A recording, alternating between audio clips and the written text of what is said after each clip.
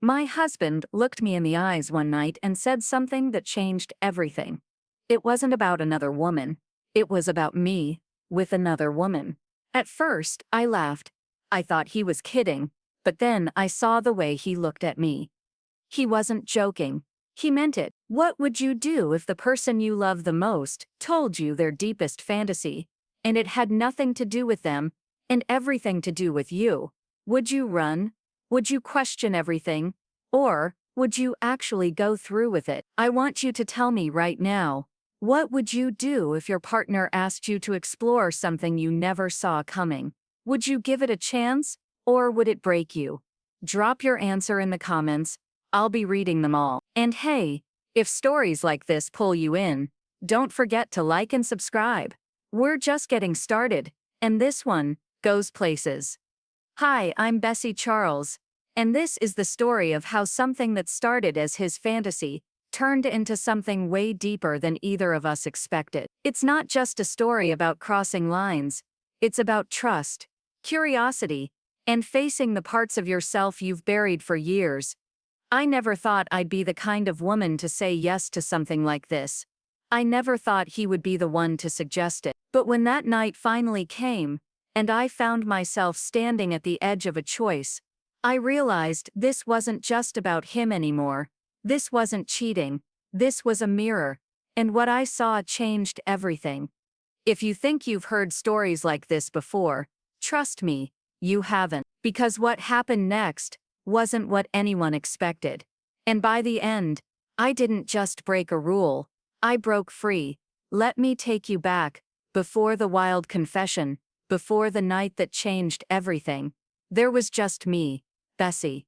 I'm 36 now. I used to work full-time in design, but when I burned out, like hard, I switched to freelancing from home. Less pressure, more time for the marriage. At least, that was the idea. Truth is, I started fading into the background of my own life. Cooking, client calls, laundry, looking at the same four walls every day while Tyrone climbed the ladder in finance. And don't get me wrong, he wasn't some distant, cold husband. He tried, he really did, but somewhere between the bills, the work and the routines, I stopped feeling seen. Like I was in the room, but no one was really looking, not even him. I didn't say anything though. That's kinda my thing. I keep stuff in. I tell myself it's not worth a fight, that I'm just tired, that it'll pass, but inside, I was starting to question myself, my body, my work. And this is the part I never told anyone before. I was starting to wonder if there were parts of me I'd never even explored. Thoughts, feelings, fantasies, ones I never gave myself permission to feel out loud. Now, let's talk about Tyrone Gorman. We've been together since our mid-20s. He's that guy everyone likes. Smart, smooth, always has a plan. He can walk into a room and know exactly what to say, how to say it, but emotionally, he keeps it locked up tight. We've always had love, even laughter, but lately, the spark, let's just say, the fire's been more flicker than flame. Then one night, after a glass of wine and a weirdly honest conversation, he dropped this bomb on me. He said, I keep having this fantasy, you with another woman, just like that. No warning, no easing into it. I remember freezing. My first instinct was to laugh. Like, wait, what? You're into that? But he didn't laugh. He just looked at me, like dead serious. Not creepy, not forceful, just open, vulnerable, even. He said it wasn't about him being turned on by someone else touching me. He said it was about seeing me, really seeing me, completely free, completely alive. He said, I think there's a part of you that hasn't been unlocked yet, and I want to see her. I didn't know what to say. Was he asking for a threesome? Was he secretly bored? Was this the beginning of the end? No.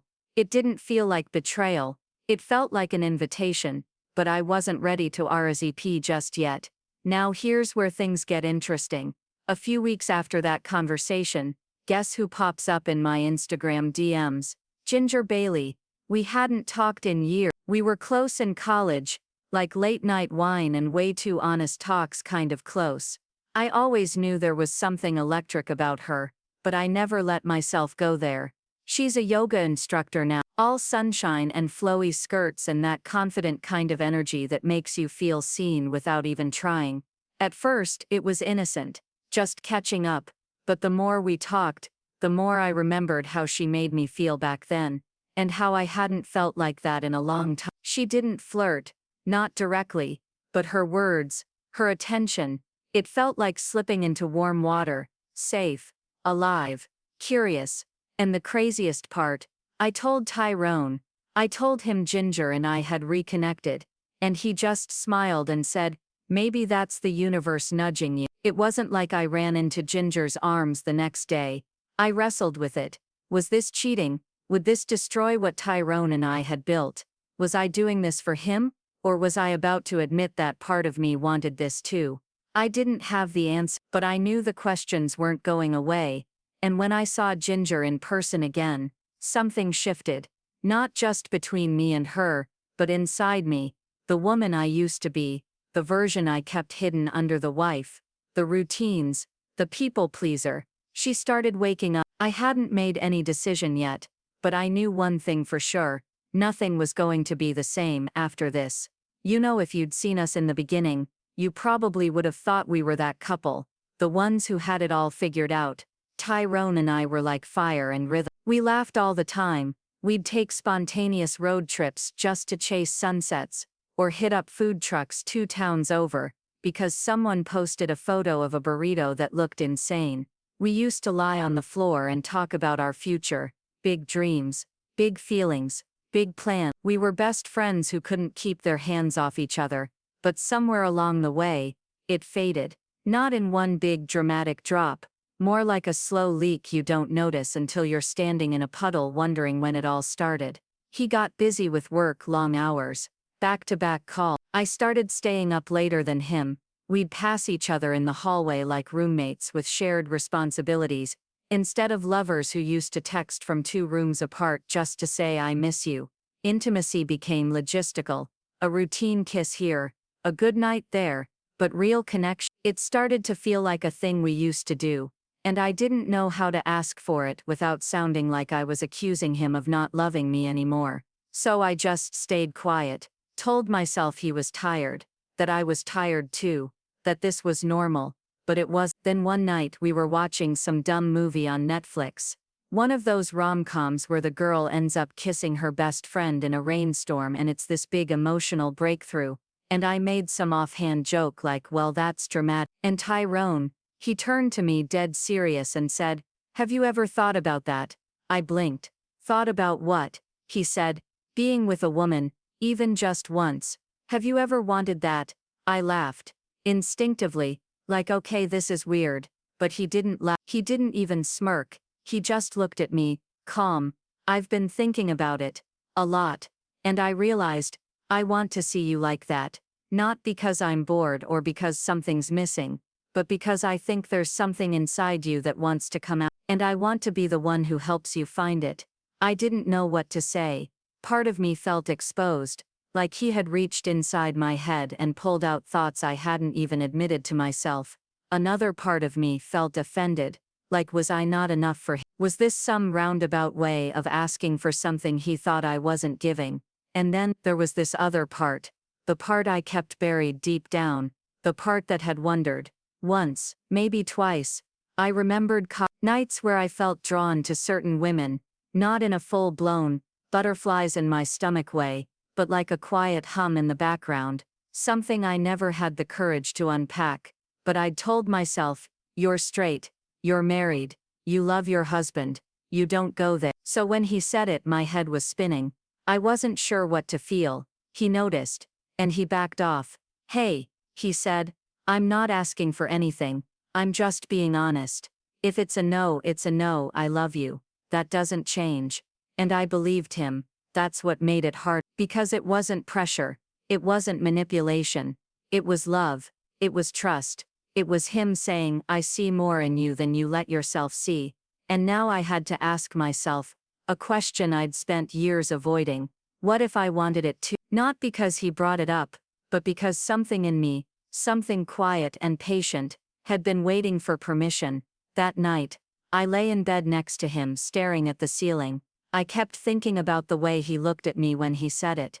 Not with lust, not with greed, but with hope. Like he believed there was something more we could become together. But how do you say yes to something like that without losing what you already have? How do you touch that fire without getting burned? I didn't know yet, but I was starting to feel the heat. It happened by accident, if you believe in those kinds of things. I'd just dropped off a package at the post office, and I was craving something sweet. There's this tiny cafe on the corner, half bakery, half plant shop, and the cinnamon rolls in the window just dare you not to go inside. I was halfway through my oat latte when I heard someone say my name, Bessie. I turned and there she was, Ginger Bailey. It had been over a decade, but somehow she looked exactly the same and completely different. Her hair was longer, light. Her skin glowed like she actually got sleep and ate vegetables. Unlike me, she wore this flowing wrap, and smelled like lavender and something spicy I couldn't name. And her smile, it hit me right in the chest. We hugged like no time had passed. She sat down across from me, and within minutes we were laughing about college, late nights, bad wine, missed alarms, and inside jokes that didn't even make sense anymore. But underneath all the laughter was this current, this energy. Ginger didn't flirt exactly, not in the obvious way, but there was something in the way she looked at me, something quiet, something waiting. That night, I dreamed about her. It wasn't even sexual, it was simple, her brushing my hair behind my ear, leaning in to whisper something I couldn't quite hear. But I woke up with my skin buzzing, and my heart racing, and for the first time in a long time, I felt awake, and then the guilt hit. I stared at Tyrone the next morning, while he sipped his coffee, wondering if he knew, wondering if I should say anything, wondering if thinking about someone else, a woman, especially, was the same as betrayal. I told him I saw Ginger, that we talked, that I'd dreamed about her. I braced for a reaction, but Tyrone, he just nodded, calm, curious. And how did it feel, he asked. I told him, weird, exciting, wrong, kind of, right. He didn't flinch, he reached across the table, took my hand and said, what if this doesn't have to be wrong? What if it's not cheating, if it's shared? My throat closed up, not because I disagreed, but because I didn't know what to do with that kind of freedom. After that, things shifted. Ginger and I started messaging more. At first it was casual, photos of our coffees, silly memes, checking in, but slowly, it got deeper. We talked about the things we missed, connection, spontaneity, feeling seen. She told me she always felt something between us in college, but never pushed because she didn't want to complicate my life. Now she said, I still won't push, but if you ever want to explore something real, I'll be here. Her words sat with me for days. They didn't feel aggressive, they felt like an open door. I wasn't sure I had the courage to walk through. Meanwhile, Tyrone and I started having the most honest conversations we'd had in years. We set ground rules, emotional boundaries, no secrets, no acting behind each other's back, no pressure. We weren't pretending this was normal. We were building something new, something fragile, but real. We'd lie in bed and talk about what scared us. He told me, I know this is unusual, but if this gives you something I can't, I'd rather be part of the journey than shut out of. I'd never loved him more than in those moments, but I was still scared, because curiosity isn't a roadmap, and wanting something doesn't make it safe. The closer I got to Ginger, the more tangled it all felt. Part of me wanted to shut it down, delete the messaging, pretend I'd never felt the pull, go back to being the good wife, who never crossed lines or asked too many questions. But another part, the part that had been quiet for so long, was finally speaking, and it was saying, what if this isn't about cheating? What if this is about coming home to yourself? We didn't kiss, not yet, but one night, after a long message thread that got a little too personal, she ended with, if you ever decide to take the leap, you won't have to do it alone. I stared at those words for a long time, and for the first time since Tyrone shared his fantasy, I realized this wasn't just his idea anymore. It was starting to feel like mine too. It was a Thursday when Tyrone brought it up. I booked the cabin for the weekend. I looked up from my laptop. What cabin? The one in the woods. Just a few hours out. I thought I'd give you the house space. To breathe. To think. To decide. I stared at him. You're leaving? For this? He nodded slow and calm. I trust you. And whatever you choose, I want you to feel like it's your choice. That was the first night I really believed him. That he wasn't playing some twisted fantasy out. That he meant every word. He kissed my forehead the morning he left. Took just one bag and his favorite book. Said he'd be back Sunday night. I watched him drive away and stood in the hallway for what felt like hours. The silence swallowing the house. I didn't call Ginger right away. I cleaned, reorganized the spice rack, took a long shower, then I stared at my reflection, until it stopped looking like me. And finally I picked up my phone and typed 6 words. Want to come over tonight? Just us. Her reply came a minute later. I'm on my way. When Ginger arrived, she didn't hug me right away. She just looked at me. Like she could see everything I was feeling. The fear, the curiosity, the 1,000 questions. We sat on the couch, side by side, knees barely touching. And for the longest time, we just talked. She asked me what I was scared of.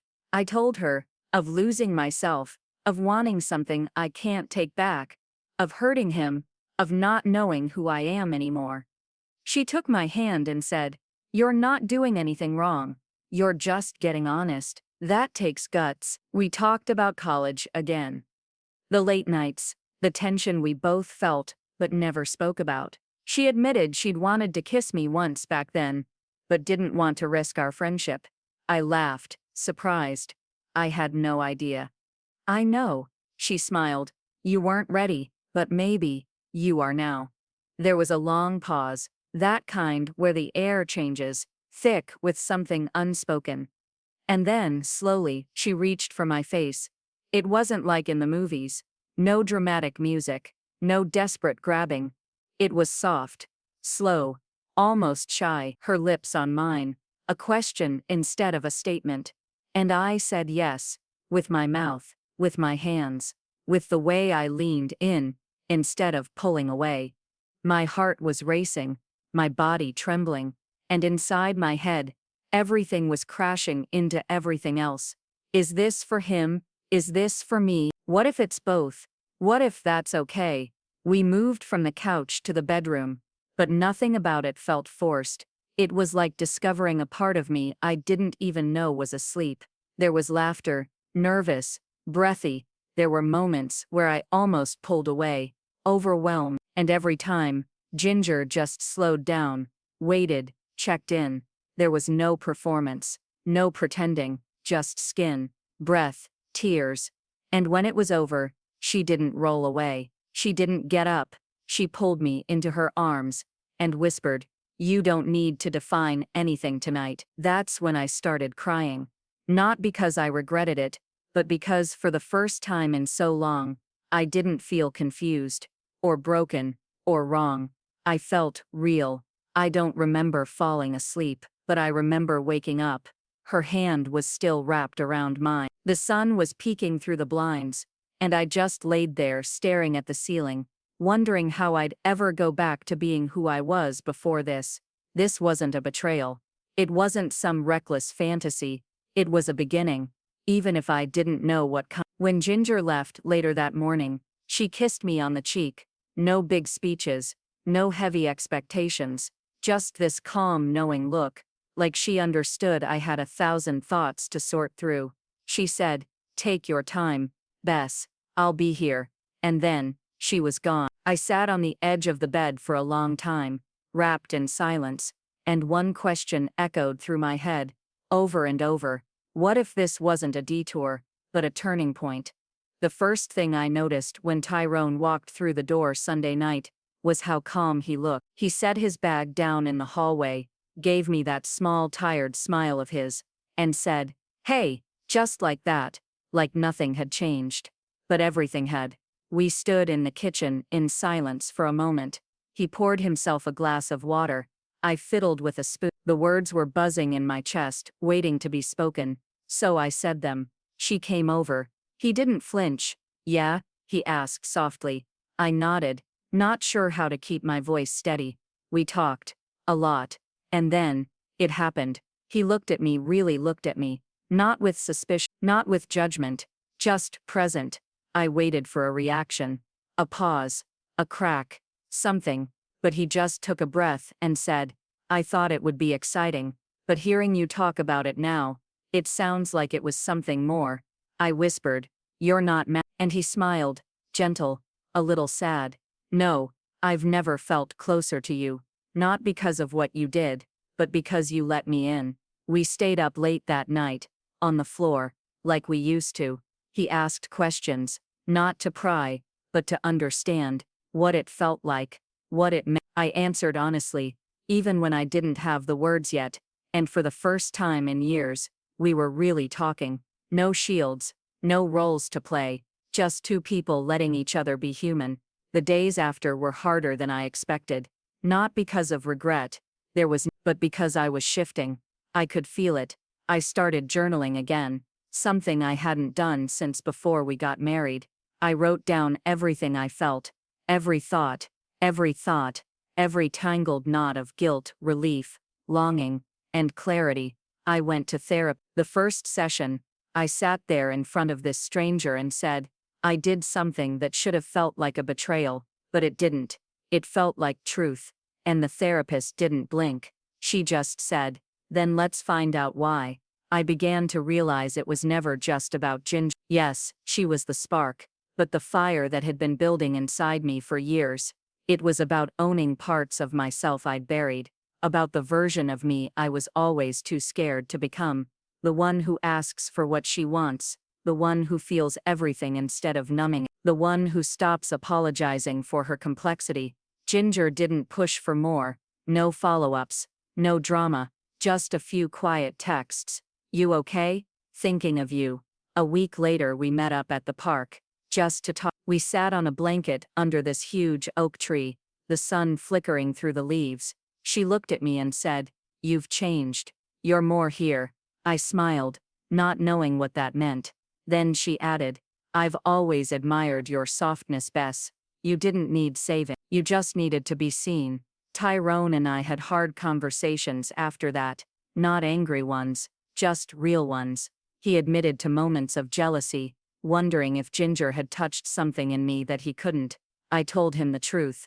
She didn't give me something you lacked. She woke up something I forgot I had. And slowly, we began to build something new. Not a perfect marriage, not a wide open relationship with rules taped to the fridge, but an honest one. There were nights I cried processing everything. Nights he held me. Nights we made love differently, slower, with more talking in between, like we weren't trying to perform anymore, just connect. There were no labels, no neat little box to put this story in.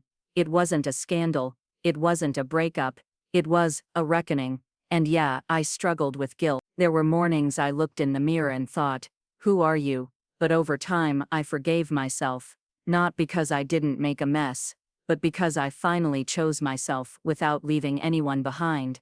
Our relationship didn't fall apart, it got flipped upside down. But sometimes that's the only way to find out what's worth keeping. And what we kept was love, not the fairy tale kind, the gritty stretch and grow tear it down to rebuild it kind, the kind that tells the truth, even when it's terrifying. Still in love, but not the same people who stood under fairy lights 9 years ago, promising forever. And honestly, thank God for that. Because this version of us, we talk now, really talk. We don't just share a house, we share the truth, even when it's uncomfortable. Tyrone and I started couples therapy a few months after that weekend, not because we were broken, but because we wanted to stay awake. Therapy helped us stop performing and start participating in our marriage again. We unlearned all the stuff we thought made a good couple, and we started building something real instead. There are no more unspoken needs sitting between us at the dinner table, no more pretending everything's fine just to keep the peace. We fight better, we listen harder, we laugh louder, and I'm not the same woman I was before all that. I used to think infidelity was a line you crossed and never came back from, but now I see it differently. Sometimes infidelity isn't about betrayal, Sometimes it's about breaking open what's been buried to find who you really are beneath the silence. What happened with Ginger wasn't about sex, it was about truth. It was about waking up the version of myself that I had locked away in the name of being a good wife, a good girl, a stable woman. That version of me is gone now, and I don't miss her. I learned that vulnerability isn't weakness, it's a fucking superpower. That love doesn't have to look like it does in the movies to be real. That trust isn't just about being faithful, it's about being honest when it would be easier to lie. And most of all, I learned that sexuality doesn't have to come with a label, a flag, or a box. It just needs permission to exist, to evolve, to surprise you. Do I still talk to Ginger? Sometimes. But that chapter wasn't meant to become a second love story.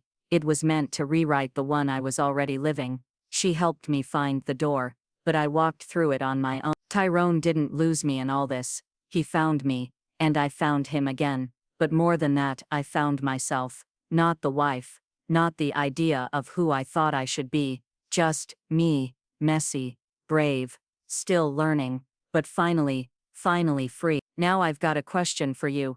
Have you ever faced a moment that challenged everything you thought you knew about love?